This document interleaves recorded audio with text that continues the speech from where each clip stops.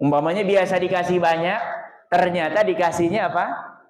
Dikit. Kemudian yang selanjutnya, tanda ke-78, akhdul ujrati ala qiraatil Quran. Banyak orang yang mengambil ujrah, ya, nilai tukar, dibeli, dibayar ketika dia membaca Al-Quran, ya. Jadi orang baca Quran mau tapi harus apa? Dibayar. Gitu, ada nilai tukarnya, ya. Nah, ini termasuk tanda-tanda hari kiamat, dan ini ada bahkan Bapak Ibu yang dirahmati Allah yang menyedihkan. Saya tidak tahu daerah mana. Ini kalau yang nasional internasional ada di Bangladesh, di India, orang baca Quran itu kayak orang dangdutan nyawer. Ditaruh di pecinya di sini, diselipkan gitu. Dan ini ternyata ada pernah beberapa kali di negara kita pun ada, walaupun saya nampaknya sedikit. Ada beberapa daerah yang begitu. Orang baca Quran seolah-olah seperti apa, sinden, ditaruh di sini, apalagi pas lagi bacanya bagus begitu, ya. Nah, ini termasuk tanda-tanda apa? Hari kiamat. Kenapa? Qiraatul Qur'ani ibadatun wa qurbah. Yang namanya membaca Al-Quran, hukum asalnya adalah ibadah dan bagian daripada taqarrub kepada siapa? Kepada Allah. Terlalu rendah kalau umpamanya diganti dengan rupiah, bahkan kalau diganti dengan dolar. Ya, karena apa? Baca Quran saja kata Rasulullah, di kulli harfin hasanah. Setiap huruf satu kebaikan, wal hasanatu bi asyri amsalihha, dan satu kebaikannya dikalikan berapa? 10.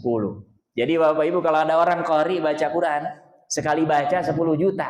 Itu baca dia hitung huruf, itu pahalanya masih gede dari Allah, ya. Nah, makanya ini tidak boleh diperjualbelikan.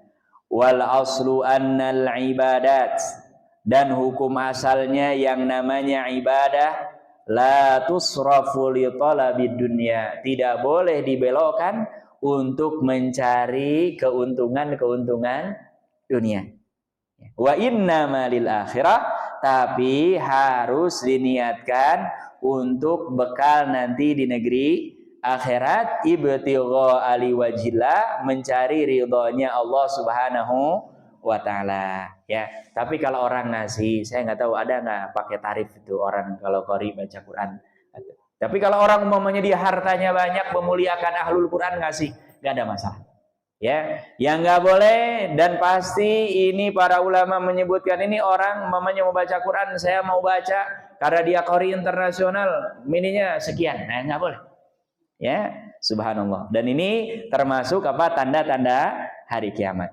Wa min alamati sa'ah, dan di antara tanda-tanda hari kiamat, annahu sayaji'u aqwam, akan datang beberapa kaum yaqra'unal Qur'an, mereka membaca Al-Qur'an, wa yuhassinuna aswatahum, dan bahkan mereka memperindah bacaan Al-Qur'an mereka, ya.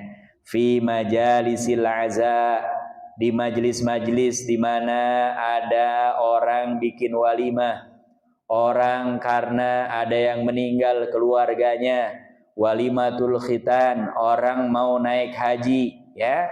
Kan biasanya ada prosesi pembacaan apa? Al-Qur'an. Liyahuzu ala dzalika amwalan, tapi dari awal diniatkan dia membacanya supaya dapat apa? Harta, dapat upah, nggak boleh. Ya, Bapak Ibu, ada orang dari kecil bahkan sudah dibisikin, mendingan jadi qari. Enak sekali duduk cuma 5 menit bacanya, ya kan? Dapatnya banyak, nggak boleh. Nggak boleh. Ya, kalaupun ada orang yang memang seperti itu, anggap saja itu baru DP dari Allah, kemuliaan di dunia sebelum nanti di akhirat. Tapi kalau ada orang yang sudah mengejar itu di dunia, biasanya dia ketika nggak dapat akan kecewa. Umpamanya biasa dikasih banyak, ternyata dikasihnya apa? Dikit. Ya kan, kecewa apa enggak? Kecewa. Kalau yang dari awal niatnya dia membaca Al-Quran karena ingin mencari apa? Mencari harta, ya. Makanya ini udah nggak boleh, ya. Tapi kita kalau orang yang ngundang ingin memuliakan hartanya, apalagi banyak, apalagi termasuk bingung ini uang mau dikemanain, ya. Nah, dikasih jumlahnya banyak tidak ada masalah, ya. Dari mana hadisnya? Hadis yang diriwayatkan oleh Imam Ahmad, ya, dalam musnad beliau, Yang mana hadis ini diriwayatkan dari seorang sahabat namanya Imran bin Husain. Apa kata Imran bin Husain? Annahu marra birajulin. Ini seorang sahabat Nabi namanya Imran bin Husain pernah lewat kepada seseorang. Wa huwa yaqra'u ala qaumin. Dan orang ini sedang membacakan kepada kaumnya apa? Al-Quran. Falamma faragha sa'alahum mala. Selesai orang ini bacakan Al-Quran, dia justru malah minta upah, minta dibayar. Masya Allah. Ya. Jadi kalau ini jelas terang-terangan, saya udah bacain nih, mana? Ayo. Masya Allah. Faqala Imran, maka Imran bin Husain ini mengatakan, inna lillahi wa inna ilaihi raji'un. Ya. Jadi ini kalimat ini diungkapkan untuk musibah juga ternyata sudah dipakai dari semenjak apa sahabat. Orang kita kalau menyebutkan inna lillahi wa inna ilaihi raji'un, yang terbetik apa Bapak Ibu? Ada yang meninggal. Padahal sebetulnya ini maknanya umum. Ya, dan ini kalimat dalam inna lillahi, sesungguhnya kita ini milik Allah. Milik Allah apa bukan? Yang sudah mati saja apa yang hidup juga milik Allah? Nah, semua yang hidup, yang mati, yang setengah hidup, setengah mati, ya ini juga semuanya milik Allah. Wa inna ilaihi raji'un, dan sesungguhnya kepadanya, kepada Allah kita semua akan apa?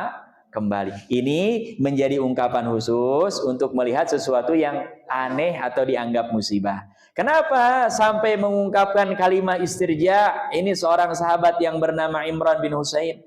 Inni sami'tu Rasulullah sallallahu alaihi wasallam.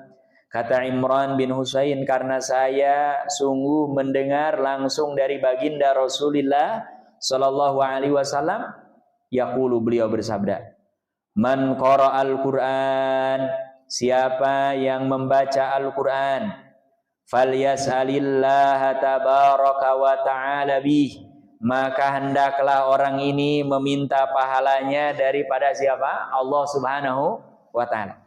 Fa innahu, karena sesungguhnya kata Rasulullah akan datang, sayaji'u qaumin, akan datang suatu kaum, yaqra'unal Qur'an, di mana mereka membaca Al-Qur'an, yas'alunan nasabihi, dan mereka justru malah minta upah, minta balasan dari siapa? Manusia. Dan memang sekarang ini menggiurkan Bapak Ibu.